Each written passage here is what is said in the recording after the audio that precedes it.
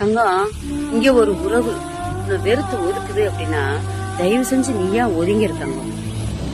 என்னை ஏன் ஒதுக்குற அப்படின்னு அந்த காரணத்தை அந்த உறவு கிட்ட நம்ம கேட்கவே கூடாது. அப்படி கேட்டோம்னு வச்சுக்க தங்கம், உங்களுடைய மனசு காயப்படட்டுமே அப்படின்னு 1008 காரணங்களை கண்டுபிடிச்சு வச்சிருப்பாங்க. உங்களுடைய மனசு காயப்படட்டுமே அப்படின்னு 1008 காரணத்தை, காரணமே இல்லாத காரணத்தை கூட கண்டுபிடிச்சு வச்சிருப்பாங்க.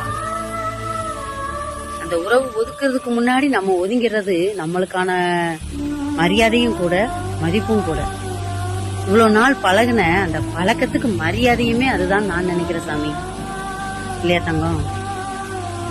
ஒதுக்குறவங்க கிட்ட போய் ஏன் என்னைய ஒதுக்குறேன்னு கேக்குறோம் பாத்தீங்களா? நம்மள மாதிரி ஒரு முட்டாள் இந்த உலகத்துல யாருமே கிடையாது. பாசமா சேர்க்கிறவங்க கிட்ட பழகலாம், ஒதுக்குறவங்க கிட்ட என்னத்த போய் கேட்க முடியும்?